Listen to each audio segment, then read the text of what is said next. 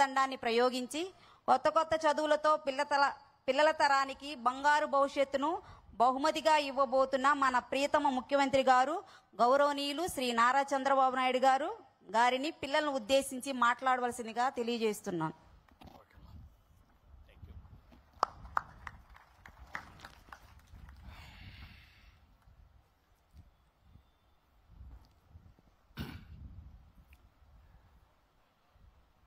ఈ స్కూల్ యొక్క ప్రధాన ఉపాధ్యాయురాలు రాజశ్రీ గారు, ఉపాధ్యాయురాలు శ్రీదేవి గారు,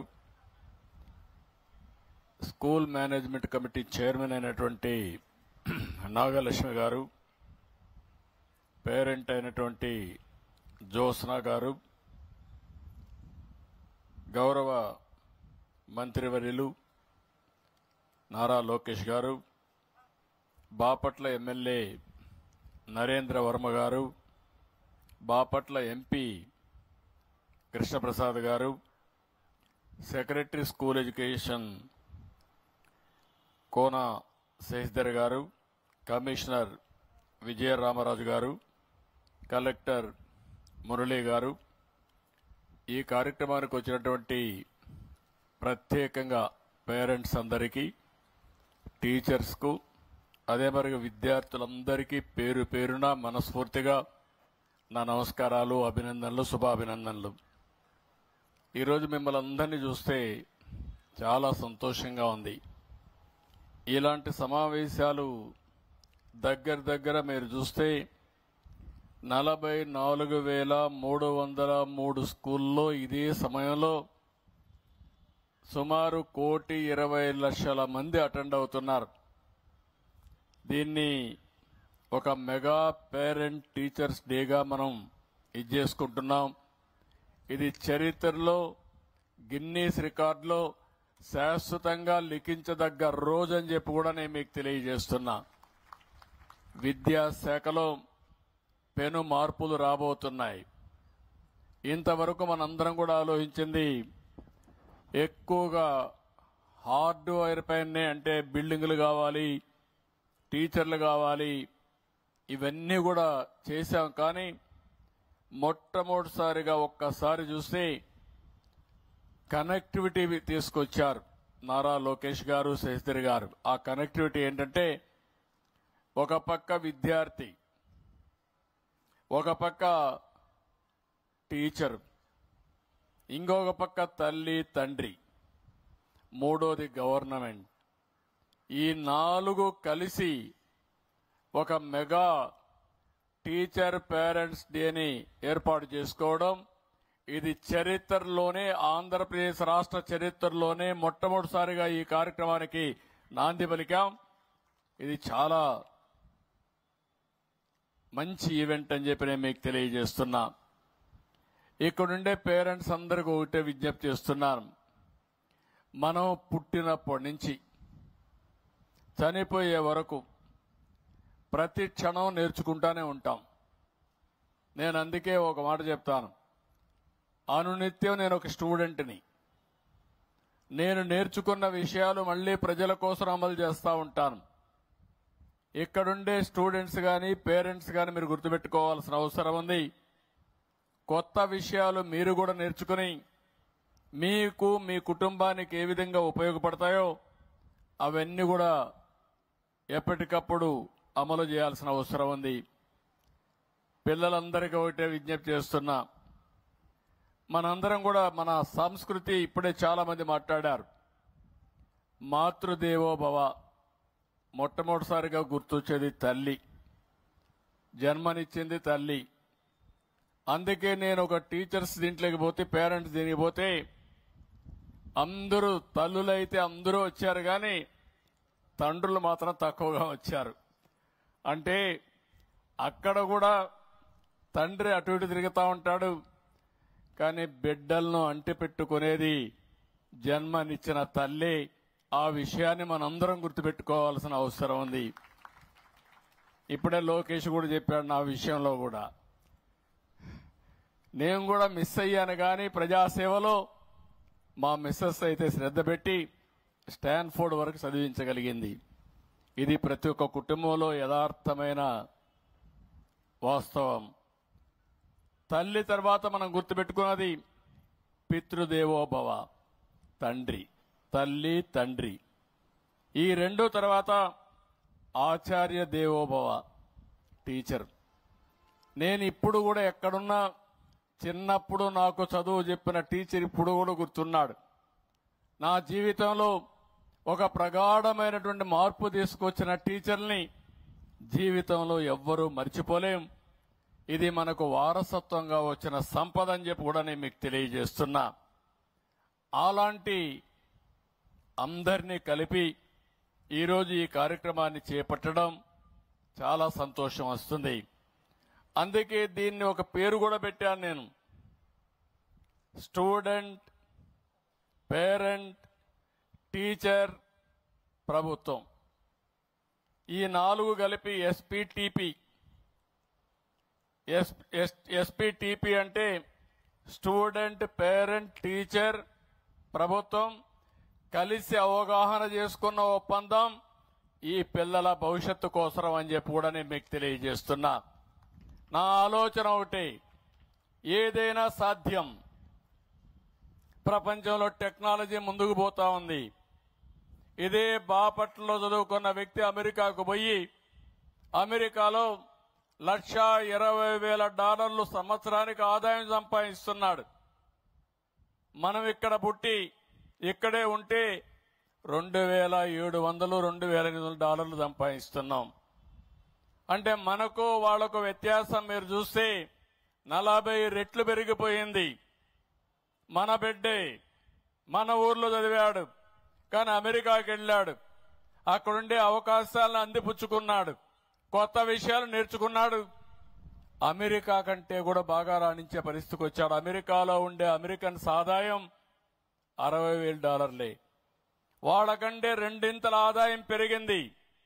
అంటే పెరిగిందంటే దానికి కారణం నాలెడ్జ్. నాలెడ్జ్నిచ్చేదే చదువు అని చెప్పి నేను మీకు తెలియజేస్తున్నా. మనం అందరం కూడా ఆలోచిస్తూ ఉంటాం, ఏదో స్కూల్కి పోతున్నాడు, ఏదో వానాకాలం చదువుకుంటాడు, మనకేముందని పేరెంట్స్ అనుకుంటున్నారు. కానీ మీ పిల్లల భవిష్యత్తు మీ చేతుల్లో ఉంది. ఈ పిల్లల భవిష్యత్తు ఈ టీచర్ల చేతుల్లో ఉంది. అందుకే నేను చాలా స్పష్టంగా ఒక విజన్ తయారు చేశాను. ఒకప్పుడు సమైక్య ఆంధ్రప్రదేశ్లో 99-2000లో విజన్ 2020 తయారు చేశాను. అందరూ ఎగతాళి చేశారు. ఈరోజు హైదరాబాద్ తలసరి ఆదాయం మీరు చూస్తే దేశంలో నెంబర్ 1గా తయారైందంటే ఆ రోజు చూపించిన విజన్, ఆ రోజు వేసినటువంటి ఫౌండేషన్ అని చెప్పి నేను మీకు తెలియజేస్తున్నా. ఈరోజు నేను ఒకటే ఆలోచిస్తున్నాను, మళ్ళీ ఒక విజన్ తయారు చేశాను. స్వర్ణాంధ్రప్రదేశ్ విజన్ 2047, 2047కి రాష్ట్రం ఏ విధంగా ఉండాలనో చాలా స్పష్టంగా తయారు చేశాం. అందులో మీరు చూస్తే 42,000 నుంచి $43,000 ఆదాయం వస్తుంది. ఇప్పటికంటే 15 రెట్లు ఆదాయం పెరగాలి. ఆదాయం పెరగాలంటే సంపద సృష్టించాలి. ఆ సంపద సృష్టించాలంటే ఈ పిల్లలందరూ కూడా తెలివైనటువంటి నాలెడ్జ్ అక్వైర్ చేస్తేనే ఇది సాధ్యం. ఈరోజు గవర్నమెంట్ లో మనం అందరినీ చూస్తున్నాం, పిల్లలందరినీ. ఇక్కడ ఉండేది 35 లక్షల మంది ప్రభుత్వ పాఠశాలలో చదువుతున్నారు. ఇక్కడ చదువుకునే పిల్లల్ని మనం చూస్తే డబ్బులుండేవాళ్లు కాన్వెంట్ స్కూల్కి పంపిస్తున్నారు, మంచి కోచింగ్ పెడుతున్నారు.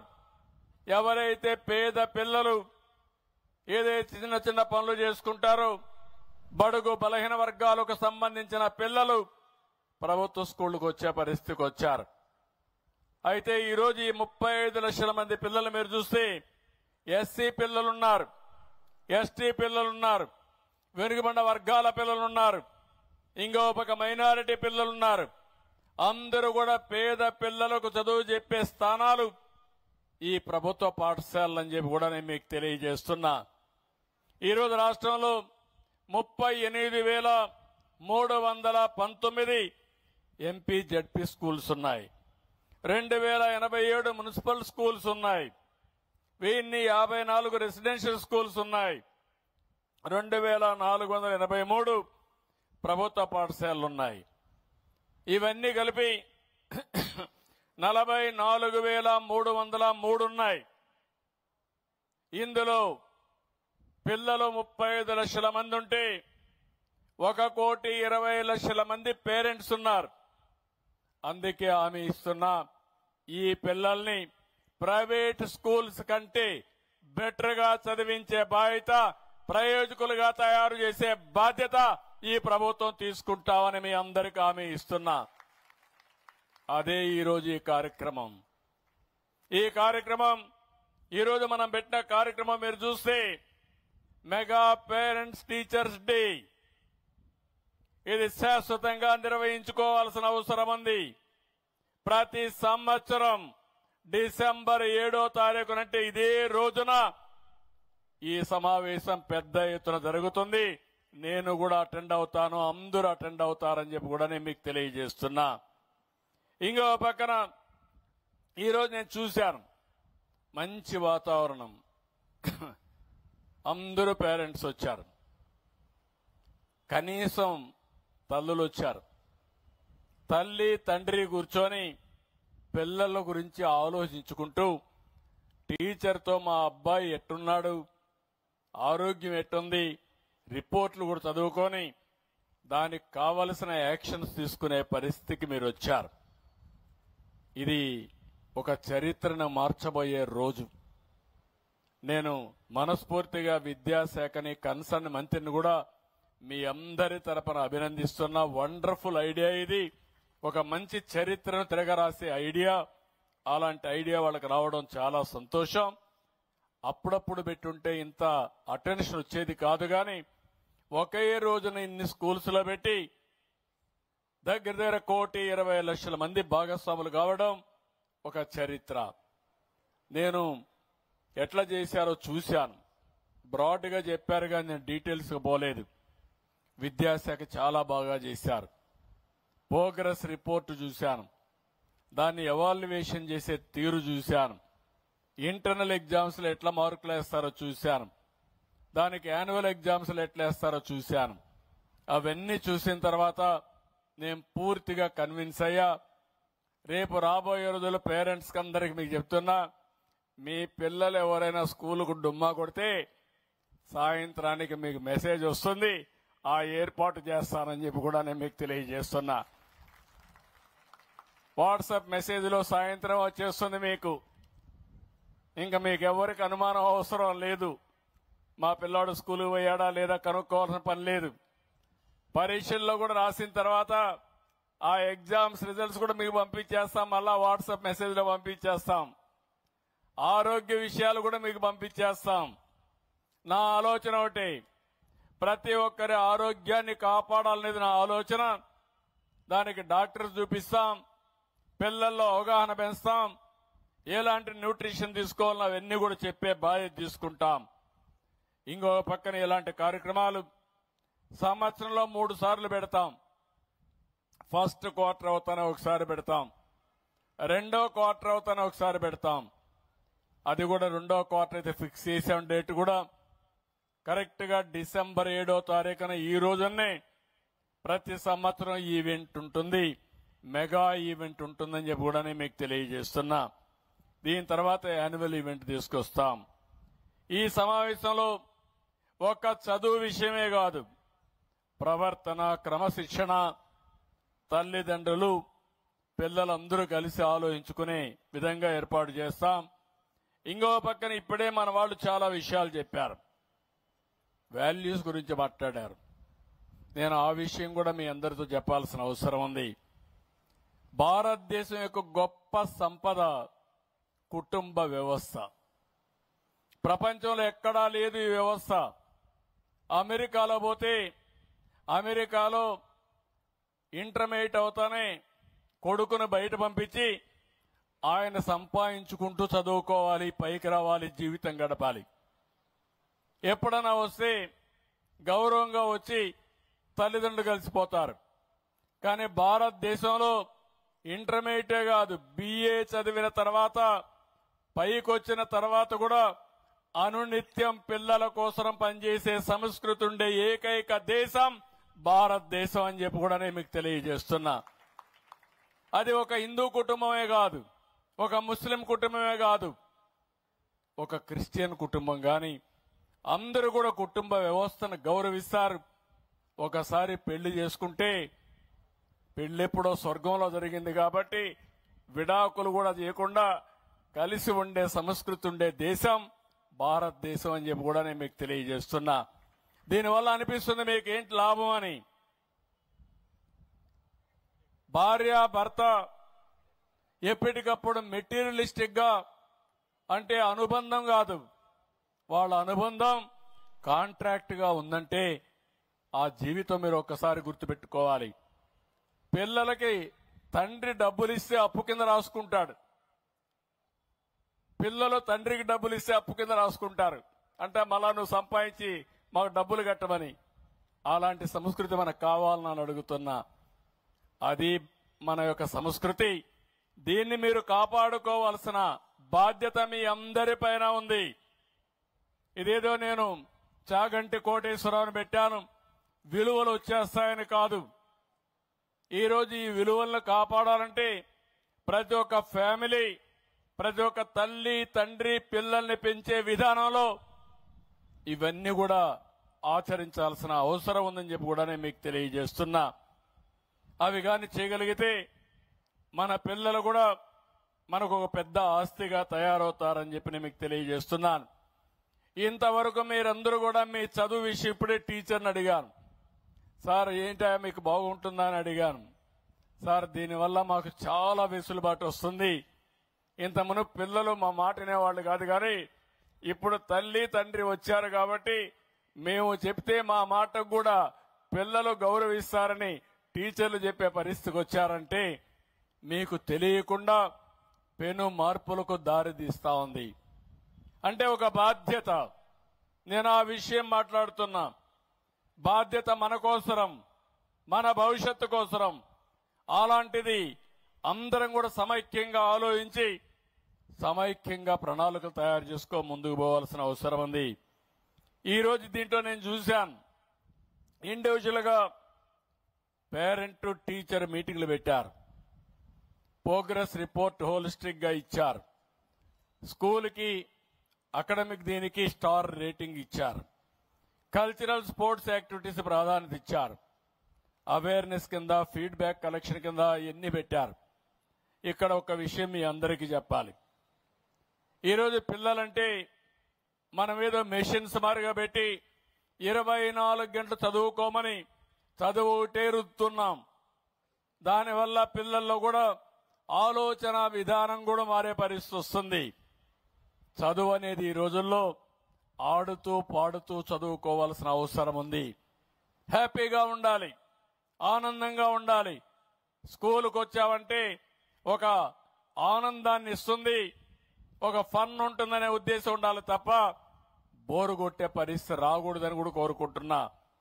రెండవ విషయం మీరందరూ గుర్తుపెట్టుకోవాలి, చిన్నప్పుడు ఎవరైతే బాగా ఆడతారో ఏ గేమ్ అయినా కానీ, అది ఖోఖో కావచ్చు, వాలీబాల్ కావచ్చు, లేకుంటే బ్యాడ్మింటన్ కావచ్చు, ఏ గేమ్ అయినా కబడ్డీ కావచ్చు, ఏదైనా కానీ ఆడితే మానసిక స్ట్రెస్ తగ్గుతుంది, కష్టాన్ని మర్చిపోతాం, టెన్షన్ పోతుంది, దీనివల్ల శారీరకంగా బలం వస్తుంది. ఈ విషయం కూడా మీరు గుర్తుపెట్టుకోవాల్సిన అవసరం ఉంది. ఎందుకంటే పెద్ద అయిన తర్వాత మైండ్ బాగా పనిచేసిన శరీరం సరిగా పనిచేయకపోతే మనం అనుకున్న లక్ష్యాలు నెరవేరవు. అందుకే చిన్నప్పటి నుంచి పిల్లలందరినీ స్పోర్ట్స్ పట్ల ప్రత్యేకమైన శ్రద్ధ తీసుకోవాల్సిన అవసరం ఉంది. దీనికి కూడా ప్రాధాన్యత ఇస్తాం. ఇది కాకుండా ఇంకొక పక్కన మీరు ఒకసారి చూస్తే ఏదైతే మానసిక ఆనందం, ఎప్పటికప్పుడు స్పిరిచువాలిటీ కూడా అవసరం. కొన్ని విషయాలు కూడా అప్పుడప్పుడు రెస్ట్ ఇవ్వడం కూడా అవసరం. ఈరోజు ఇంత మునిపే మాట్లాడారు, ఏదైతే డ్రగ్స్ ఉన్నాయి, ఒకసారి డ్రగ్స్ కి అలవాటు పడితే ఇంకా మన మనుషులు మన చేతుల్లో ఉండరు. సెల్ ఫోన్ కూడా అంతే. ఏదైనా వ్యసనానికి అలవాటు పడితే ఆ వ్యసనమే మన పిల్లల్ని మన జీవితాలను నాశనం చేస్తుంది. మీకు సెల్ ఫోనే కదా అని యూట్యూబ్కి వెళ్ళిపోయి 24 గంటలు చేస్తా కూర్చుంటే ఇంకా పనులేం చేసే పరిస్థితిలో ఉండరు. రాత్రుల్లో కూడా నిద్రలేని రాత్రులు ఉంటాయి. ఈ విషయం మీరు గుర్తుపెట్టుకోవాల్సిన అవసరం ఉంది. నేను ఈ సందర్భంగా మిమ్మల్ని అందరినీ ఒకటే కోరుతున్నాను. టీచర్స్ ఉన్నారు, నాకు టీచర్స్ అంటే ఒక గౌరవం. నేను ఈ కార్యక్రమాలు ఇప్పుడు చేయలేదు. ఇప్పటి వరకు మీరు చూస్తే దగ్గర 11 డిఎస్సీలు పెట్టి 1,50,000 మందికి టీచర్ ఉద్యోగాలు ఇచ్చిన ప్రభుత్వం తెలుగుదేశం ప్రభుత్వం అని చెప్పి కూడా నేను మీకు తెలియజేస్తున్నా. ప్రతి సంవత్సరం పెట్టేవాళ్ళం. డిఎస్ అనేది కంపల్సరీగా పెట్టేవాళ్ళం. ఎంతమంది రిటైర్ అయితే ఆ పోస్టులన్నీ కూడా రిక్రూట్ చేసేవాళ్ళం. భవిష్యత్తులో కూడా హామీ ఇస్తున్నా. ఈ సంవత్సరం ఎడ్యుకేషన్ మినిస్టర్ గారు రేపు జూన్ కంతా మళ్ళా స్కూల్స్ ప్రారంభించే లోపల టీచర్ని మొత్తం రిక్రూట్ చేయడమే కాకుండా ట్రైనింగ్ ఇచ్చి మొదటి రోజున వాళ్ళు స్కూల్కి వచ్చే పరిస్థితి తీసుకురావాల్సిన అవసరం ఉంది. ప్రారంభించిన మొదటి రోజునే కొత్త టీచర్లందరూ కూడా పొజిషన్ చేసే బాధ్యత తీసుకోవాలి. ఆ తర్వాత నెక్స్ట్ ఇయర్ నుంచి ఎక్కడికక్కడ ప్రతి సంవత్సరం డిఎస్సి ఉంటుంది. వాళ్ళకు కూడా ఒక పర్టికులర్ టైం ఇస్తాం. అవన్నీ ఇచ్చి మళ్ళీ కొత్తగా సంవత్సరం క్యాలెండర్ స్కూల్స్ ప్రారంభించే ముందే వాళ్ళందరినీ కూడా పొజిషన్ చేస్తాం. ఎవరైనా మధ్యలో రిటైర్ అయినా అలాంటివి కూడా ప్రైవేట్ టీచర్లు తీసుకొని ఏ క్లాసులో కూడా టీచరు లేడనకుండా టీచర్ని పెట్టే బాధ్యత కూడా తీసుకోవాల్సిన అవసరం ఉంది. అది కూడా తీసుకుంటారని చెప్పి కూడా నేను మీకు తెలియజేస్తున్నా. నేను ఉమ్మడి రాష్ట్రంలో మీరు చూస్తే ఎన్నో సంస్కరణలు తీసుకొచ్చాం. ప్రతి కిలోమీటర్కి ఒక ఎలిమెంటరీ స్కూల్ పెట్టాం. 3 కిలోమీటర్లకి ఒక అప్పర్ ప్రైమరీ స్కూల్ పెట్టాం. 5 కిలోమీటర్లకు ఒక హై స్కూల్ పెట్టాం. మండలంలో జూనియర్ కాలేజీ పెట్టాం. రెవెన్యూ డివిజన్ లో ఇంజనీరింగ్ కాలేజీ పెట్టాం. జిల్లాలో మెడికల్ కాలేజీ పెట్టాం. ఈ విధంగా మీరు చూస్తే విద్యకు ప్రాధాన్యత ఇచ్చాం. ఈ రోజు ఇంజనీర్లు వచ్చారంటే కొన్ని వేల వందల స్కూల్ కాలేజీలు పెట్టాం. డాక్టర్లు వచ్చారంటే 10ల సంఖ్యలో మెడికల్ కాలేజీలు తీసుకొచ్చాం. దానివల్ల మన వాళ్ళు డాక్టర్లు అయ్యారు, ఇంజనీర్లు అయ్యారు, బ్రహ్మాండంగా చదువుకొని ముందుకు పోయే పరిస్థితికి వచ్చారు. ఇంకో పక్క గురుకుల పాఠశాలలు తీసుకొచ్చాం. పేద పిల్లలకు రెసిడెన్షియల్ స్కూల్స్ తీసుకొచ్చాం. ఇంకో పక్క ఆడబిడ్డలకి ఫస్ట్ టైం మీరు ఒకసారి చూస్తే గర్ల్ చైల్డ్ ఇన్సూరెన్స్ స్కీమ్ తీసుకొచ్చి 5,000 రూపాయలు బ్యాంకులో డిపాజిట్ చేసి వాళ్ళ చదువుకు జీవితంలో సెటిల్ కావడానికి ఆ రోజు డబ్బులు ఇచ్చాం. ఇంకో పక్కన ఆడబిడ్డలకు పెళ్లిళ్లకు కూడా ఆర్థిక సహాయం చేసిన ప్రభుత్వం తెలుగుదేశం ప్రభుత్వం అని చెప్పి కూడా నేను మీకు తెలియజేస్తున్నా. ఉద్యోగాల్లో కాలేజీల్లో మీరు చూస్తే 33% రిజర్వేషన్లు తెచ్చాం. ఈరోజు టీచర్లకైతే 50% అంతా కూడా మొత్తం టీచర్లు అమ్మాయిలే ఉండే పరిస్థితి తీసుకొచ్చాం. తొందరలోనే 16,347 మెగా టీచర్లు కూడా రిక్రూట్ చేస్తాం. ఇది కాకుండా మీరు చూస్తే నేను గతానికి పోకూడదు అనుకున్నాను, కానీ గతం కూడా ఆలోచించుకోవాల్సిన అవసరం ఉంది. గతంలో మీరు చూస్తే ఎక్కడ చూసినా నాకు ఒక వారసత్వంగా సమస్యలన్నీ వచ్చాయి. గుంతలబడిన రోడ్లు, టౌన్స్ లో ఎక్కడ చూసినా గార్బేజ్, 84 లక్షల మెట్రిక్ టన్నులు చెత్త చెదారం టౌన్స్ లో పేరకపోయింది.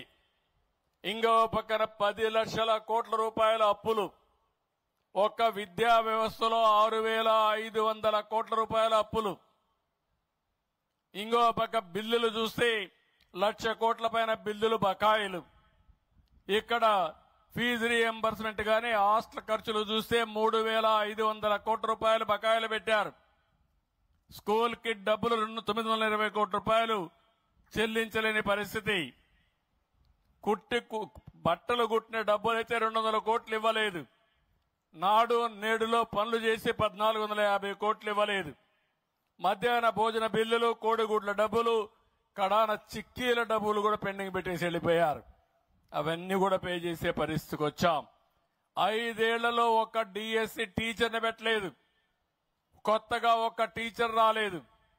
విద్యా ప్రమాణాలు ఏ విధంగా పెరుగుతాయని అడుగుతున్నా. ఎప్పుడైనా సరే టీచర్ లేకుంటే చదువు ఎట్లా వస్తుందని అడుగుతున్నాను.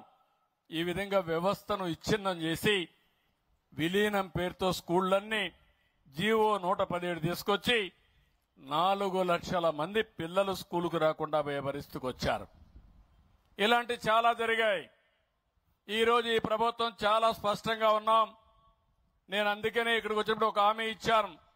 ఆ హామీ మీరు చూస్తే రాబోయే సంవత్సరం మళ్లీ స్కూలు ప్రారంభించే సమయానికి బిల్డింగ్స్ అన్ని కూడా పూర్తి చేసి ఈ స్కూల్లో ఏ రేటింగ్ వచ్చేట్టుగా అన్ని పారామీటర్స్ ముందు తీసుకుపోతాం.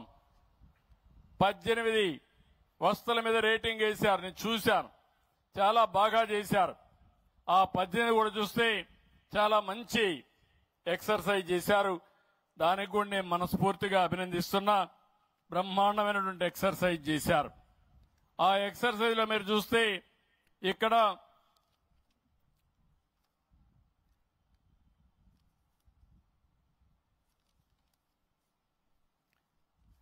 దగ్గర క్లాస్ రూమ్స్ ఒకటి, boundary wall, electricity, toilet facilities, drinking water, library, play ground, dustbins, furniture, science laboratory, internet, ICT tools, ICT computer labs, digital library, kitchen shed, అదే మరి vocational laboratory, kitchen gardens, CWSN friendly toilets అన్ని కలిపి 18 items కింద ఒక్కొక్క దానికి 5 మార్కులు వేశారు weightage కింద. కానీ ఈ స్కూల్కి చూస్తే ఇంకా మొత్తం 43% వచ్చింది. దీనికి రావాల్సింది 90 రావాలి. అంటే ఆవరేజ్ లో ఉన్నారు ఈ స్కూలు. కాబట్టి దీన్ని రివర్స్ చేసే బాధ్యత తెలుగుదేశం పార్టీ తీసుకుంటాం. రాబోయే సంవత్సరం ఇక్కడ స్కూల్కి వస్తానే మీకు పెను మార్పులు కనపడొస్తాయి. ఇది కాకుండా ఇంకొక పక్కన అవుట్కమ్ ఇండికేటర్స్ బాగా తయారు చేశారు. ఇది కూడా మీరు చూస్తే ఎక్కడికక్కడ తీసుకొచ్చారు. ఇంకొక పక్కన పిల్లల ఆరోగ్య విషయంలో మెడికల్ చెకప్ కూడా ప్రాధాన్యత ఇచ్చాం. అవి కూడా తయారు చేశారు. దాన్ని కూడా ఎగ్జామిన్ చేస్తాం. ఏ కారణాల వల్ల పిల్లలు అనారోగ్యం అవుతున్నారో అవి కూడా చూసుకొని, అంటే వాళ్ళకి ఇచ్చే ఫుడ్ వల్ల ఇంప్రూవ్ చేయగలిగితే ఫుడ్ వల్ల ఇంప్రూవ్ చేయడం, మెడిసిన్స్ ఇవ్వాలంటే మెడిసిన్స్ ఇచ్చి అన్ని విధాలా ముందుకు తీసుకుపోతామని చెప్పి కూడా నేను మీకు తెలియజేస్తున్నా. ఒక విషయం మంత్రి గారికి చెప్తున్నా. ఈ విషయంలో మీరు చూసినప్పుడు ఒక R&B రోడ్డు ఉంటుంది. గుంతలు పూడిస్తే చూడంగానే బ్రహ్మాండంగా పని అయిపోయిందని మీరు అభినందిస్తారు. లేకపోతే మొన్నే మంత్రిగా, ఐటీ మంత్రిగా విశాఖపట్నానికి టీసీఎస్ని మెప్పించి 10,000 మందికి ఉద్యోగాలు కల్పించే విధంగా వాళ్ళు ఒప్పించారు. ఆ టీసీఎస్ సెంటర్ వస్తా ఉంది. అది వచ్చినప్పుడు అది మనకు విజిబుల్ గా ఒక సంవత్సరం కనపడొస్తుంది. కానీ విద్యాశాఖ మాత్రం సముద్రం లాంటిది. ఈ రోజు చేసిన ఫౌండేషన్ గాని ఈ రోజు చేసిన పని ఈ రోజే ఫలితాలు రావు. ఇది పెను మార్పులకు దారి తీస్తుంది. నేను ఆ రోజు ఐటీకి ప్రాధాన్యత ఇచ్చాను. ఐటీకి ప్రాధాన్యత ఇచ్చి కాలేజీలు పెడితే ఈరోజు అమెరికా లాంటి దేశంలో, ప్రపంచంలో అగ్ర దేశాల్లో ఎక్కువ ఆదాయం సంపాదించేవాడు ఎవడున్నాడంటే దానికి చిరునామాగా తెలుగు వాళ్ళు ఉన్నారంటే అది ఆ రోజు వేసిన ఫౌండేషన్. అది అలాంటి ఈ రోజు మీరు చూస్తే భవిష్యత్తులో ఎక్కడ చూసినా నాలెడ్జ్ ఎకానమీ. నాలెడ్జ్ ఎకానమీకి కావాల్సింది చదువు ముఖ్యం. టెక్నాలజీ వస్తా ఉంది. నేను ఈ విషయం మిమ్మల్ని అందరినీ ఒకటే కోరుతున్నా. టెక్నాలజీ అనేది మన జీవితాల్లో భాగస్వామ్యం అవుతుంది. ప్రాపర్ గా టెక్నాలజీ ఉపయోగించుకుంటే శారీరక కష్టపడాల్సిన పని లేదు. ఆర్థిక ఇబ్బందులకు లోనవ్వాల్సిన అవసరం ఉండదు. ఈ రోజు మొత్తం నాలెడ్జ్ ఎకానమీలో మీరు చూస్తా ఉంటే వ్యవసాయంలో గాని, ఇండస్ట్రీ గాని 1-2 కాదు పెను మార్పులు వస్తున్నాయి. అవి ఏం చేయాలో అందిపుచ్చుకుంటాం. ఇంకో పక్కన మీరు చూస్తే రెండో విషయం కూడా గుర్తుపెట్టుకోవాలి.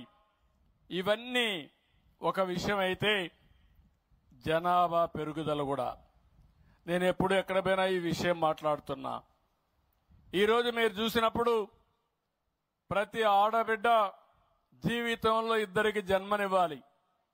ఇద్దరికి జన్మనిస్తే జనాభా కంటిన్యూ అవుతుంది. 2 కంటే ఎక్కువగా జన్మనిస్తే కొంచెం ఎక్కువ జనాభా ఉంటుంది. 2 కంటే తక్కువ ఉంటే జనాభా తగ్గిపోతుంది. ఈరోజు మనం చూస్తే ఓసారి మన దేశంలో కూడా ఇప్పుడైతే బాగా ఉంది. ఇది 2047, 40 వరకు ఉంటుంది. ఆ తర్వాత జనాభా తగ్గిపోతారు. బాగా అందరూ ముసలి వాళ్ళు ఉంటారు. పిల్లలు లేని పరిస్థితి వస్తుంది. ఈరోజు జపాన్లో పిల్లలు లేరు. జపాన్లో మెషిన్స్ ఉన్నాయి, కానీ ఆ మెషిన్స్తో ఆడుకోలేం. ఆ విషయం కూడా చెప్పిన పని చేస్తాయి కానీ మనుషులు మాత్రం కాదు. ఈ విషయం మనం గుర్తుపెట్టుకోవాల్సిన అవసరం. చాలా దేశాలు, చైనా, జపాన్, కొరియా, యూరోప్, అన్ని దేశాల్లో కూడా జనాభా సమస్య వస్తూ ఉంది. ఇండియా కూడా మీరు చూస్తే ఇప్పుడు 1.91కు వచ్చేసాం. ఇది రాను రాను తగ్గుతుంది. మనమైతే 1.7లో ఉన్నాం. ఆంధ్ర రాష్ట్రం, మీ బాపట్ల ఇంకా చాలా ముందుంది, 1.45కు వచ్చేశారు. అంటే 2 ఉండాల్సింది 1.4 కంటే 4.5 అంటే జనాభా తగ్గిపోతా ఉంది. కడాన ఊర్లో ముసలోళ్ళు మాత్రమే ఉంటారు. ఆ తర్వాత ముసలోళ్ళు కూడా ఉండరు. వాళ్ళు చనిపోయిన తర్వాత మీ ఊరు పేరు కూడా ఉండదు. గుర్తుపెట్టుకోండి. రేపు బాపట్ల అంటే ఎక్కడుందో ఎత్తుక్కునే పరిస్థితి వస్తుంది. అందుకే నేను దూరదృష్టి చెప్తున్నా. 2019లో నేను ఈ మాట మాట్లాడాను. అందరూ నన్ను ఎగతాళి చేశారు. నేనే పాపులేషన్ కంట్రోల్ చేశాను.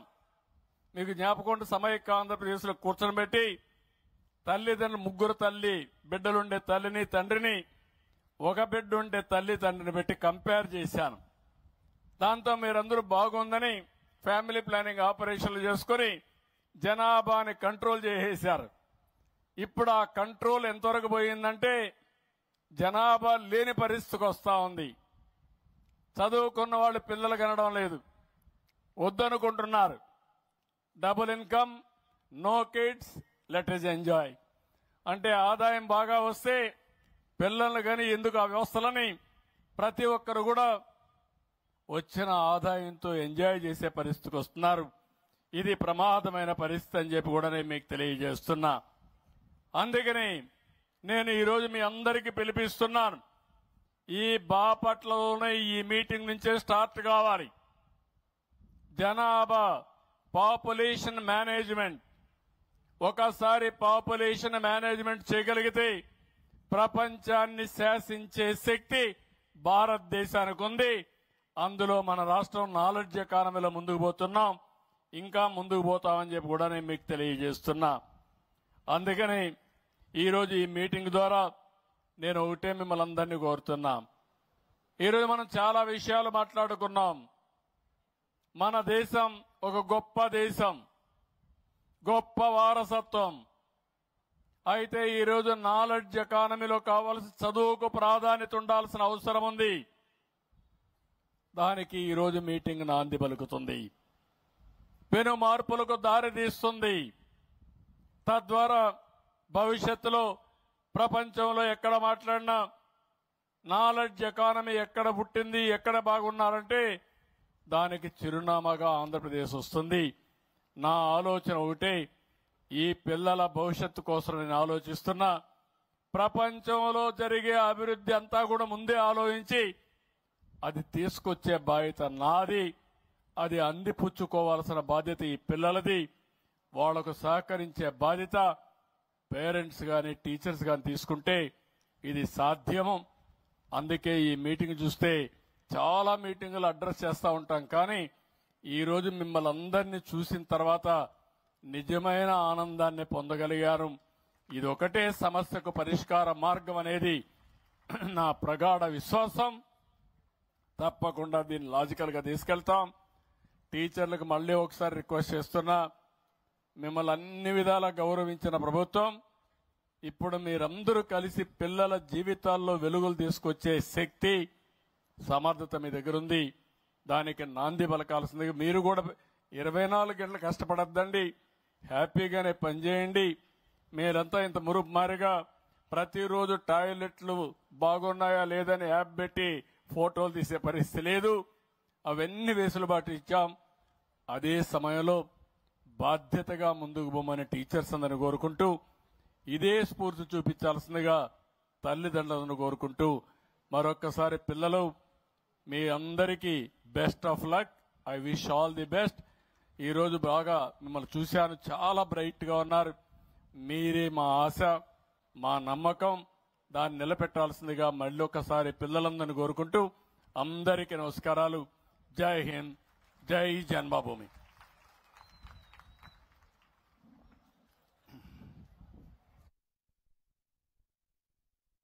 ధన్యవాదాలు సార్. అందరూ ఒక్కసారి లేచి నిలబడి కుడి చేతిని ముందుకు చాపి ప్రతిజ్ఞ చేయటానికి మెగా పేటీఎం సందర్భంగా ఒక చక్కటి ప్రతిజ్ఞ చేద్దాం.